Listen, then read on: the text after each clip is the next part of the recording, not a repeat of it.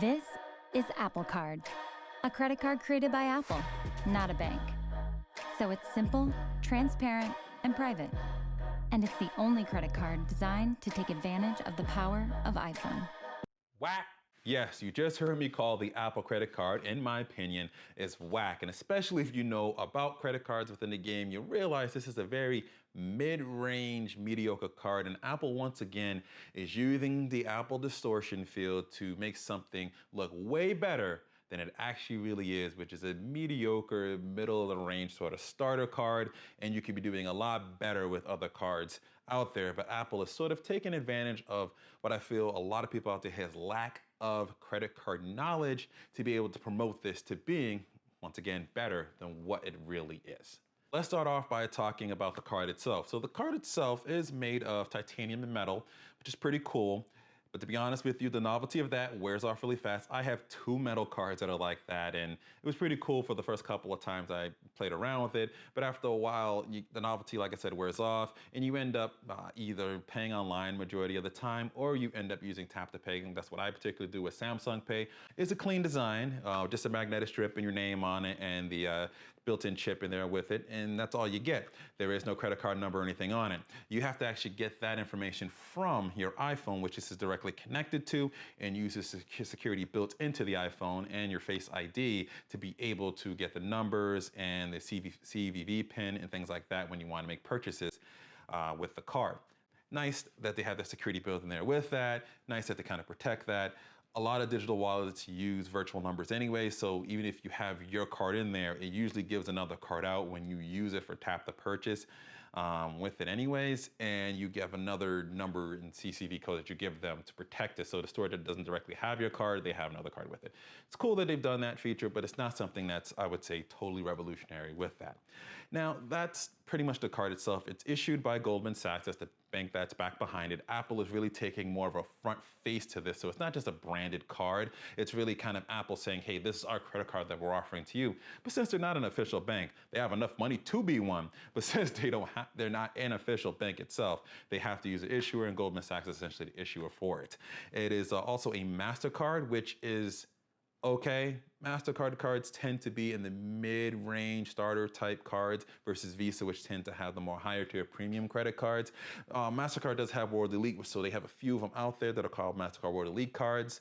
You see that on there. You do get some premium features with that, but they tend to be in the middle of the road. And that's actually important when we're talking about credit cards here, because the Visa and Visa Signature and Visa Infinity actually do give you some pretty cool benefits, which we'll talk about a little bit later. The Apple Card is tightly integrated in with the Wallet app, and it gives you sort of this nice sort of tracking feature. You can see all your history and your payments. You get some graphs and things like that about how you're spending and what you're spending on your card, payment reminders and interest rate estimates and things like that, which are pretty cool to have built into an app. But there are so many other apps out there that sort of do this a lot better and give you a total financial picture, not just about one card. You want to know about your checking account, banking account, your 401ks, your loans, you know, the holistic credit card view. You should really look at trackers that sort of give you that information out there. If you're really tight on privacy, yes, they have some tight privacy controls over your data purchases within the Apple Card.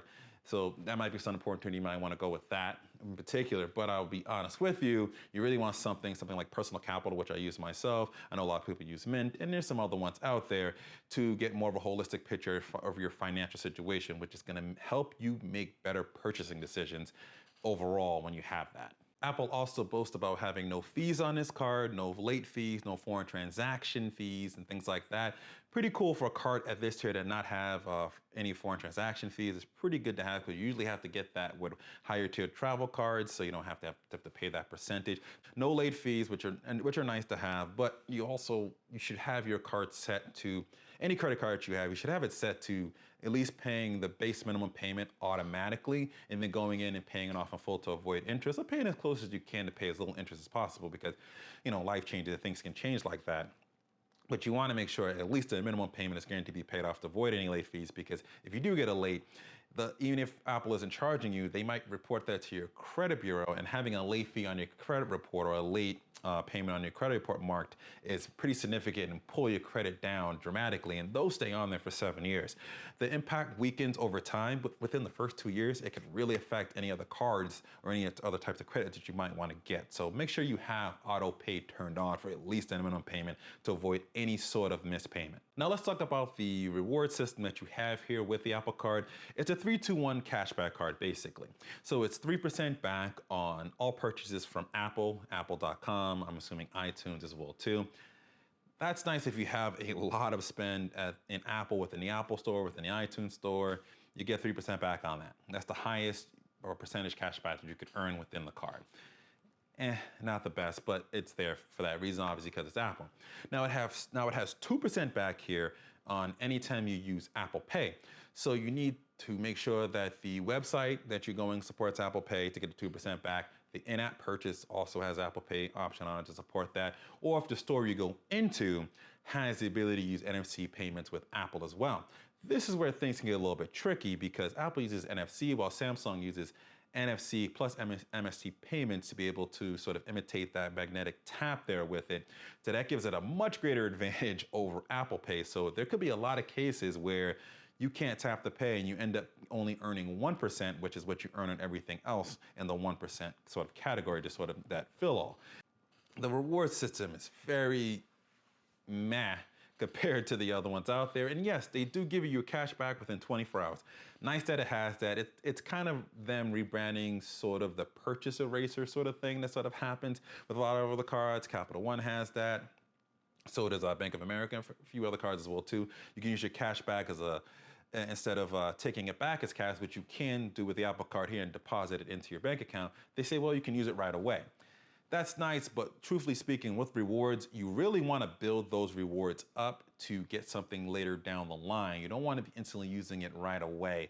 That's, again, another sort of, they're trying to say something as a benefit, but it really isn't how you should be really using your rewards. That's what I really want to talk a little bit more about here, is how when you're dealing with credit card rewards, you really want to get the best reward system for the type of spending and the type of sort of rewards that you really want to have with it. Two biggest ones out there are really Chase Ultimate Rewards and Amex membership rewards. Those are sort of the two big ones everybody sort of uses. Everybody has a system, but those two tend to have the best bang for your buck and the best value possible. And I'm going to explain to you how you can get better value through another card if you're going to make an Apple purchase than you would just going with the Apple Card. So the card I'm going to talk about right now is the Chase Freedom Unlimited card.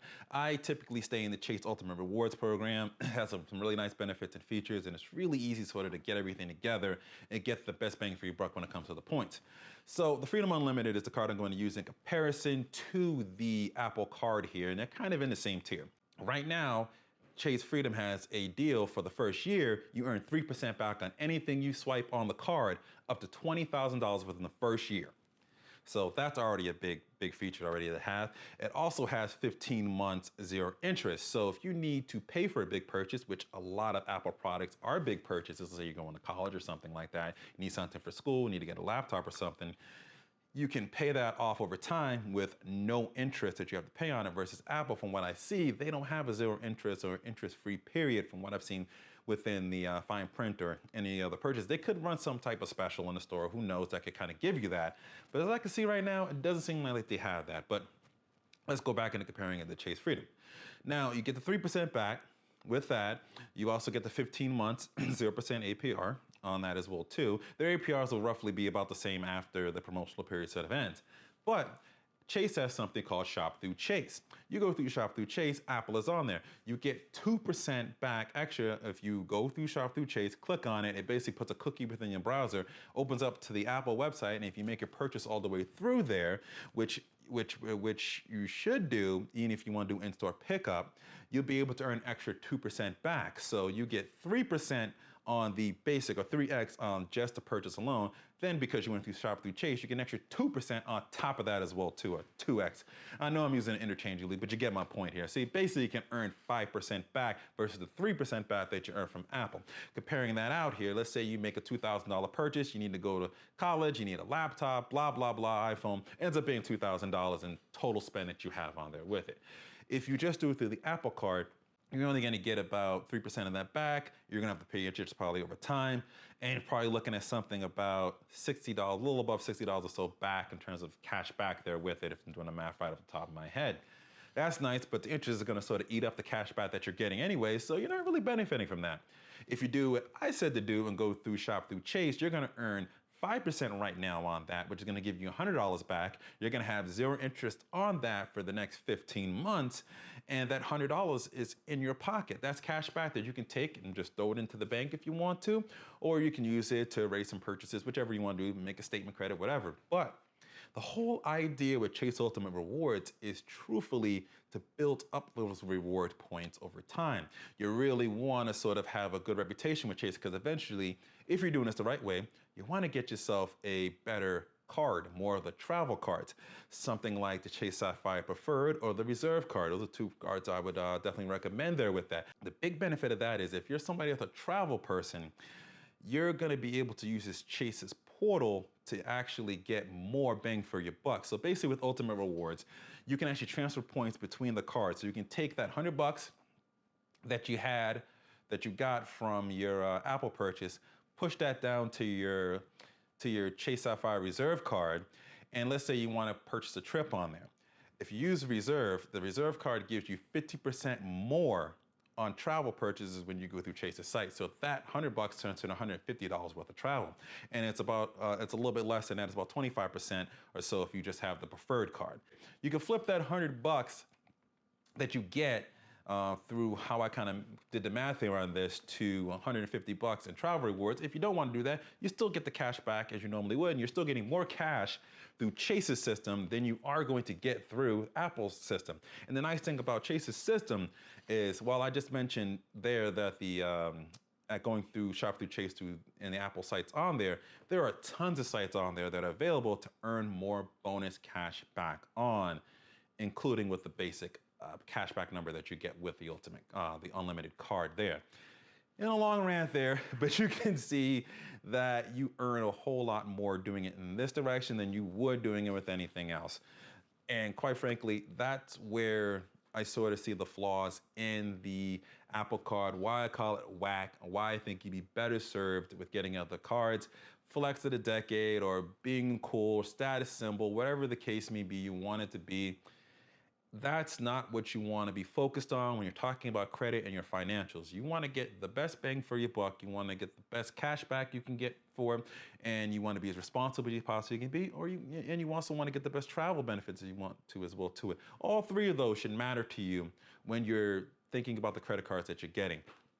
I can recommend 2 channels, or basically 3 resources that you can go to if you want to learn more about credit cards. This is where I learned a lot of this information from. You want to check out Ask Sebby, it's one of them. The Credit Shifu is another one. And the Points Guide's website is another place, a resource to learn a lot about credit card rewards programs and all the little different sort of point values and systems and sort of how they go about getting the best bang for your buck when it comes to credit card rewards programs. All right, whew. Long-winded there. I know this isn't quite tech related, but I wanted to get this information out there just because I wanted to make sure you guys got the proper information and get the best bang for your buck, get the best value, to be honest, there with you. Questions, comments, concerns, please post them below. Let me know what you guys think here. Thanks for watching. I'll catch you in the next one. And always remember to live your tech world in high definition. I need to get a new sign off, I feel, but I figured I'll keep that around until I think of a new one. Thanks for watching.